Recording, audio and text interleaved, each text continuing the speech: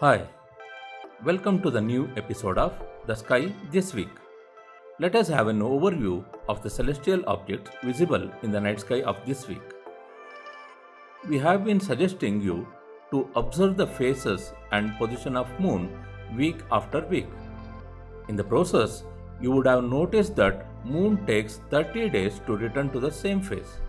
In other words, it is a 30-day cycle between two successive new moons or full moons. On the other hand, with reference to the background stars or Nitya Nakshatras, the cycle is approximately 27 days. Is it not intriguing that both of these cycles refer to the same motion of the moon, namely revolution around the earth? Then what causes this difference? Think about it. We will discuss this next week.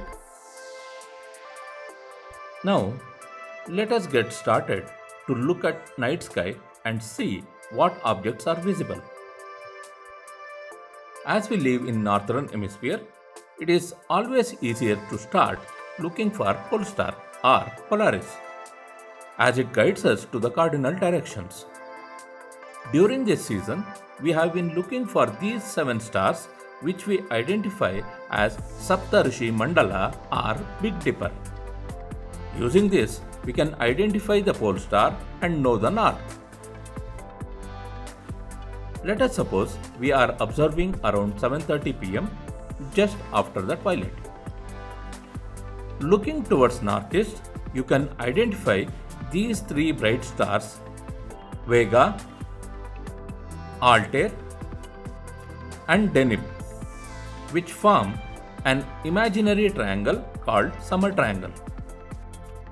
In the southeastern sky, you can't miss these 2 bright planets, Jupiter and Saturn, next to the constellation Danu or Sagittarius. In the south, near the horizon, you can see bright stars Alpha Centauri and Beta Centauri of Centaurus constellation. Towards west, Spica or Chitta of Virgo constellation and Arcturus or Swati of Bootes constellation can be seen. Now, let us look at early morning sky around 4:30 am. In the northern sky, you can identify constellation Cassiopeia, whose stars makes up an easily recognizable pattern. Cassiopeia can also help you in finding the pole star. Towards northeast, you can see bright star Capella of Auriga constellation.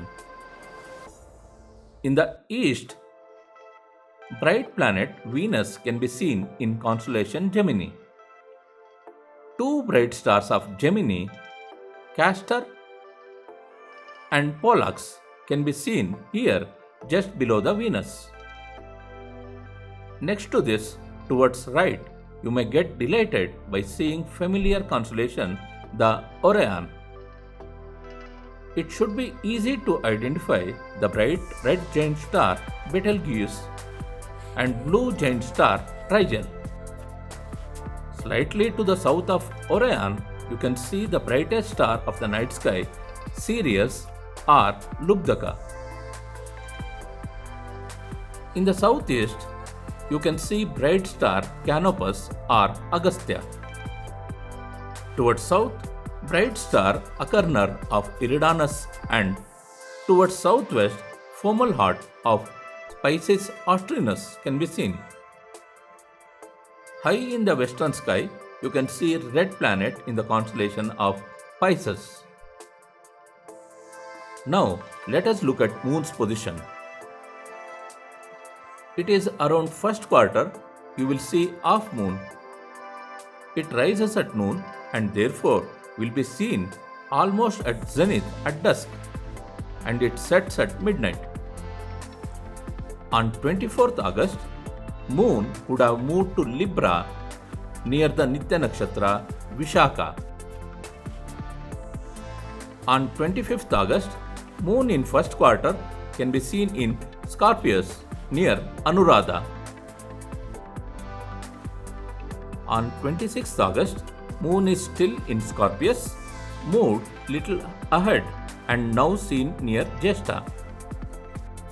On 27th August, Moon is seen at edge of Scorpius near Moola. On 28th August, Moon has moved to Sagittarius. Nearby, you can see Jupiter and Nitya Nakshatra Purvashada. On 29th August, you can see Saturn near the Moon. Today's Nitya Nakshatra is Uttarashada. On 30th August, Moon is in Capricornus. There are no bright stars in this constellation. The nearby bright star, Altair or Shravana, has been used as Nitya Nakshatra to identify the position of the Moon. Thank you.